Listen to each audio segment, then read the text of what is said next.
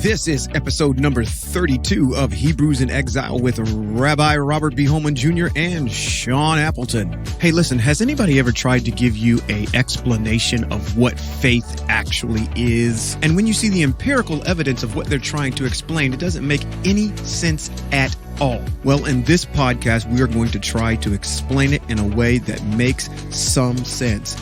Hebrews in Exile, you know what we do. Let's go.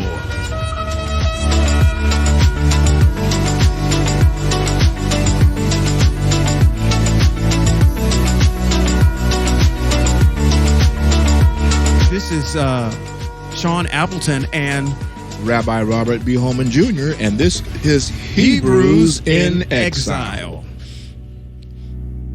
I listened to a show today. Mm-hmm. I got in on the middle of it, but I got into enough of it to understand the conversation. And the conversation was a conversation about faith. The F word. And I listened to a pastor, a female rabbi, and Really? a Buddhist person who is a ranking in the Buddhist faith. So this is like a think tank that sat down. Yeah. Okay. All right. And this one girl was talking about how she had spent her life and time in Christianity. Okay. She was a young lady from the nations. And how that her journey had come to a dead end that she was looking for and seeking more. So in her seeking more, she became a Muslim. Okay. All right. There were not Muslims in her family. And she took on the culture of the hijab and all the wearing that Muslims wear. Okay. And it was foreign to her family, which it would be. Sure. But her reason for swapping out of Christianity and becoming this Muslim was because Christianity had brought her to a dead end in her faith, and she was looking for something else to grab a hold to. And she said the Muslim faith seemed to resonate with where I am. So was she attacking it from a standpoint of saying, I know she used the word faith, but is that really what she, like, I'm not really getting any teaching. I don't feel like I'm growing. I don't feel like there's any, I don't know if she's using that as a pejorative term. Yeah. She wasn't growing, and it was kind of getting the same old, Okay, which is stagnant. Okay. All right. The other young lady, who happened to be a African American Hebrew Israelite, but she didn't know it. Right. Like most of them. She was a person of melon color. And her problem was that her faith was disturbed because her mother had died, and questions arose in her mind as to why. And she did not receive any answer from God. Oh, okay. And as I listened to her talk, a very famous biblical character came into my mind. And I'm listening to this pastor talk. I'm listening to this rabbi talk. I'm listening to this Buddhist person talk. And none of them are hitting on the issues that either one of these two young ladies have. Okay. The young lady of color said, well, I was brought up not to question God. Okay. All right. And there's a lot of people that fall into that narrative about not questioning God. But the point being is that you have to ask yourself a question. Are you questioning God? Or are you questioning your pastor? Correct. Yeah. And I would venture to say the latter is the. Or are you questioning your spiritual leader? Mhm. Because see, you can question your spiritual leader, and just because your spiritual leader said that God said something, don't necessarily mean it's so. Right. Exactly. And especially when you're not taught from a fledgling that there are two different mindsets. We've talked about this before, Greek versus Hebrew. You're going to easily get confused because the Biblica is in conflict with itself. Yes, it is. In total conflict. Yes, it is. And the only reason that the Old, if you will, Testament is put in there is to kind of give you your footnotes, if you will, to establish this other religion over here called Christianity. So, and it doesn't really, and again, when you read it in its context, it's very confusing. Yeah. So, and I've heard this in another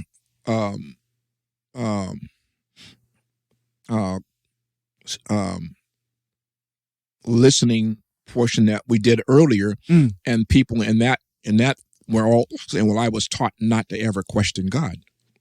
But you got to figure out, then you get this issue of a plethora of gods, because now you're dealing with Jesus, and now you're dealing with the Most High. Which one am I listening to?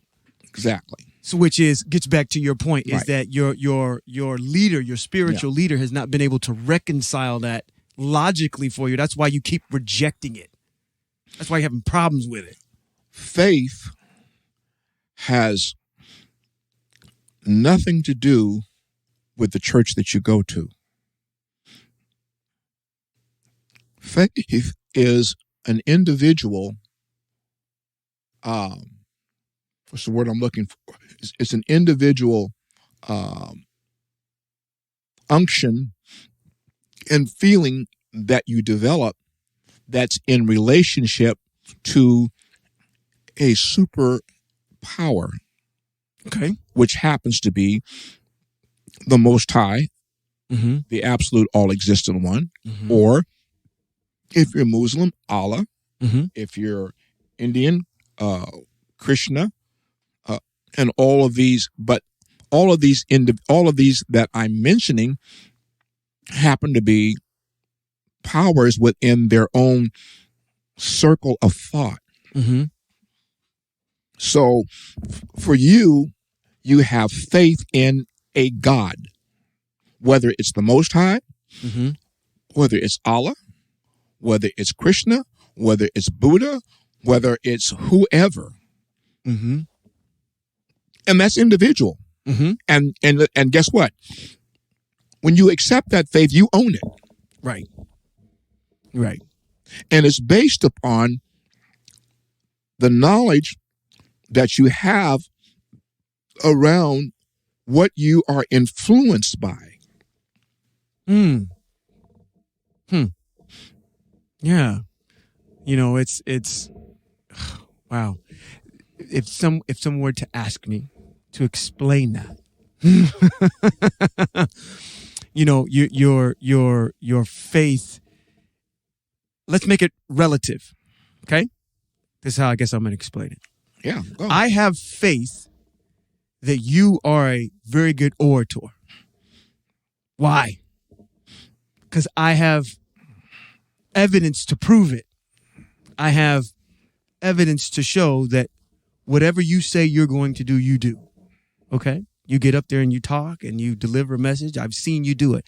If someone else off the street didn't know who you were and said, is he a good orator? And they said, I don't know that. I don't have any faith in him to know that he is. Why? Because I don't have any evidence to prove it. So whatever it seems to be that was being taught to you to say, you need to have faith in this, and I'm not seeing the evidence of what that God is producing, gives you reason to pause and question whether or not do I have my faith in the right place? Because if I'm, like you said, the young lady, something happened to her mother, she asked and was seeking, let's just say for the sake of argument, the Most High. She was, and she may be entangled with Jesus. But she prayed. She said, I asked God. Well, okay, whoever God is to you. Right. And she's not getting the answers that she she's wanting or she's needing. And if you understand the nature of the Most High, and the only way you're going to end up doing that is that you have to get your mind in that book called the Tanakh, the Torah, the prophets, the Nevi'im, and you understand how a person is. You gave us that analogy. You said, listen, you know it's me when I'm not even in the room. I can be down the hall talking. Exactly. And you know my voice. And you know if I come in here, I keep my congregation I run that with an iron fist, and there's things that I will not tolerate in there. I wouldn't know that unless I was around you. Same deal here with the Most High. How do you know what the demeanor of the Most High is if you've never spent any time studying what the Most High likes and dislikes? So you praying to the Most High, asking for a certain thing, and the Most High is not responding. Those of us that are Hebrew, if we probably heard you pray, we'd be like, well, the Most High ain't answering that. Because that's not what his will is. Yeah. Now, here's the first thing that came to my mind. I happen to be currently doing a study in the book of Job. Mm-hmm. When I heard the young lady who was of color speak about the death of her mother and how it devastated her and it devastated her faith, and that she says, I couldn't question God about it. Yes, you could. You just didn't know you could. Mm-hmm. Mm-hmm. First of all, the first thing you need to understand is that it is appointed unto man to die. Correct. That's a fact. Yeah, that's going to happen. The number of the days of man by the Most High at the zenith, at the height of life of man is 120 years. Mm-hmm. 80 by reason of strength, he gives us. Strength. Yep. So if we're inside those numbers, then death at some point is certain. Yeah, it's absolute. And then the question. Right. Humanity is not designed to live forever in this body. Correct. So your faith shouldn't be shaken because a member of your family dies and you don't know why. Were they sick? Or did they just pass away? Right. And if they just passed away, then there's nothing to question other than to say, the Most High has delivered my loved one from something that he saw coming, and they are in a better place. Right. Let me run something by you. Let me see what you think about this statement. Because when someone dies, people always have a problem with it. And I question, why is that, based on what you just said, knowing the inevitable, knowing that it's going to happen, why are we having such a big issue with it? And this is the epiphany that I tried to have about it. Because your body you weren't designed to die in the first place. Yeah. Because in the beginning, there was no such thing as that. Right. When you were designed, the Most High made your body perfect. And it was only through the institution of our ancestors that brought about this issue of, now you understand, now your days are numbered. Yeah. So your body you have such a problem with it because you weren't supposed to in the first place. Right. Right. So at any rate, right. This little sidebar. But she was having this issue, and she called, and her faith was shaken to the point where she just questioned where she was. Yeah. And a lot of people are there. They're afraid to question God. Job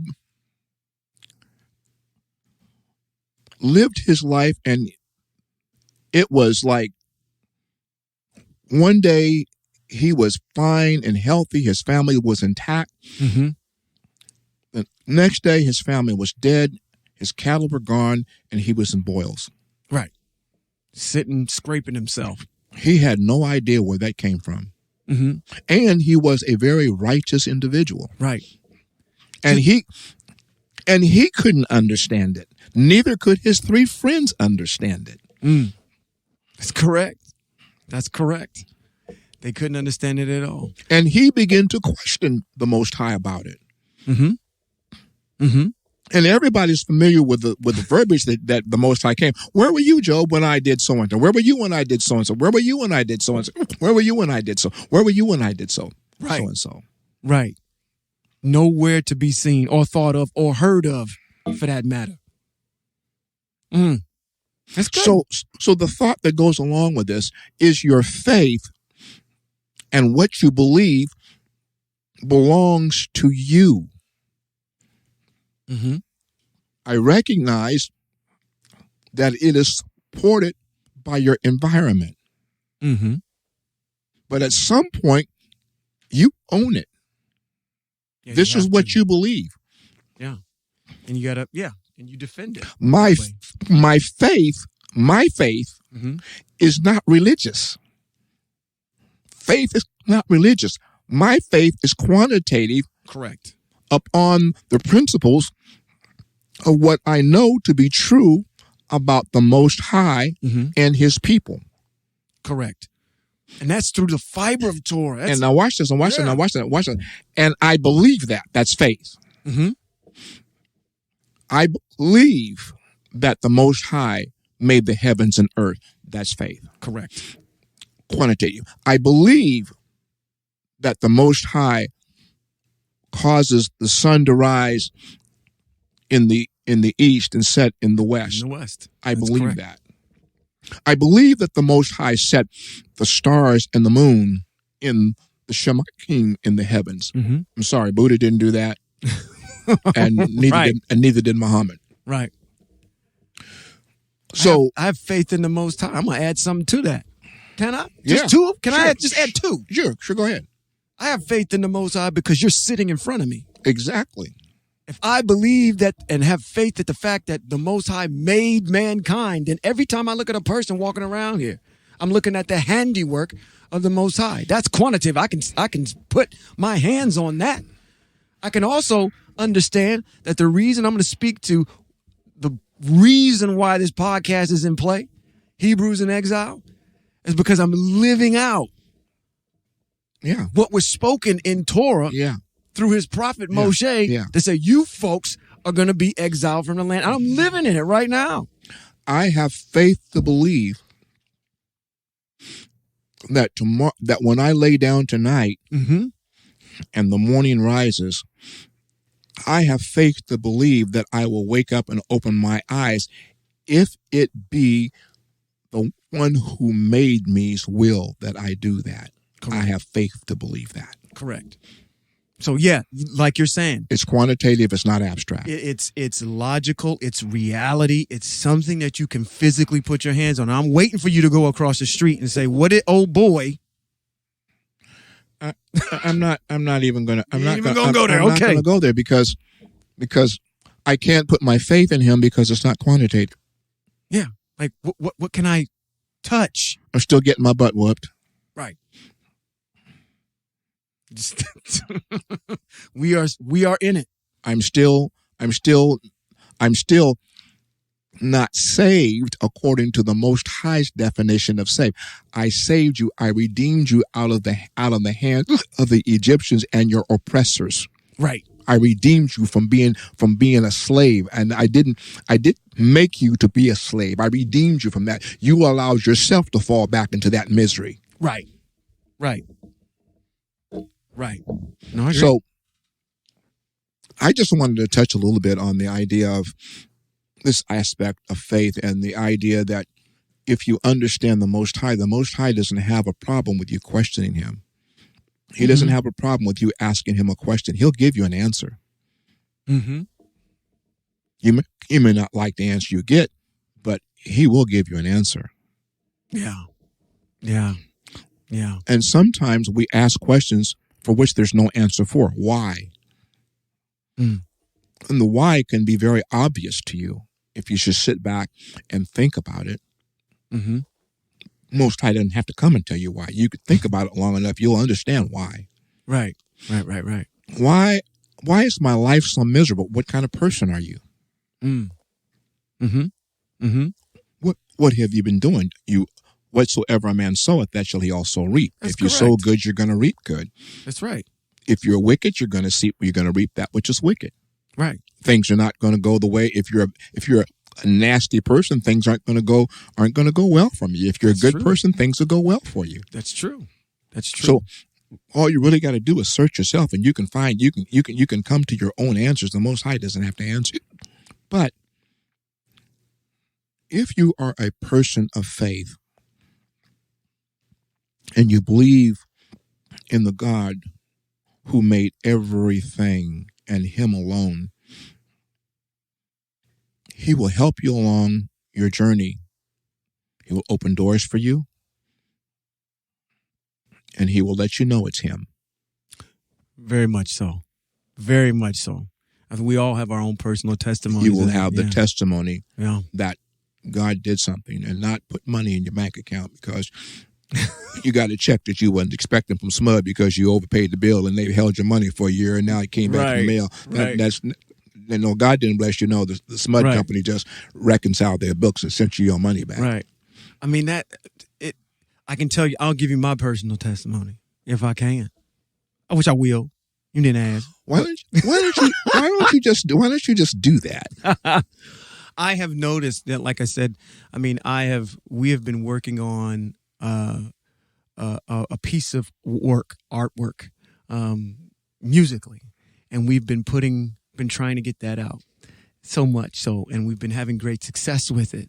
And again, I can't express enough that once we kind of made this turn, things started to take off in a way where my focus wasn't so much of it was mainly, my lifestyle had changed. I walked in the ways of the Most High.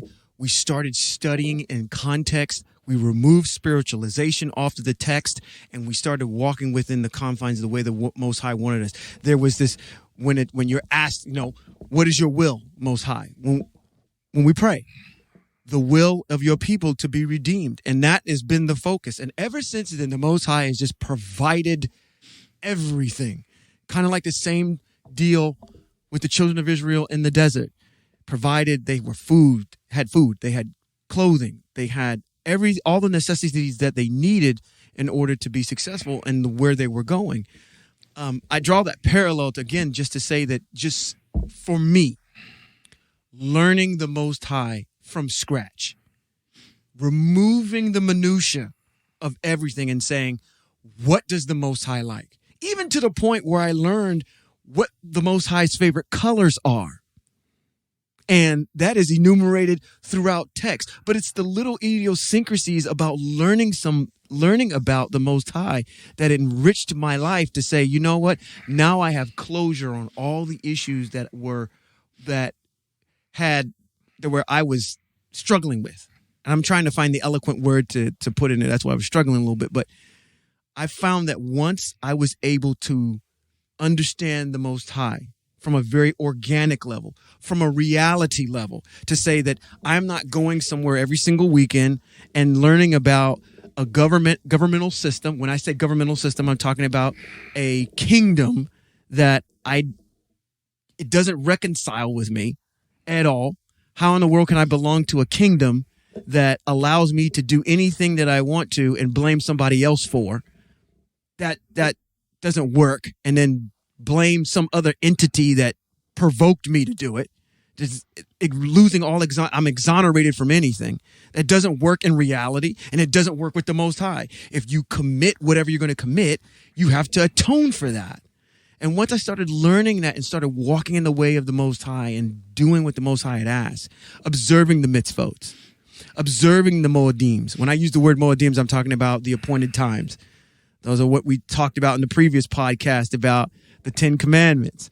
Observe this day, observe that day, walking in the Rosh Chodeshes, walking in the Shabbats, honoring the Most High, making him pleased with my actions.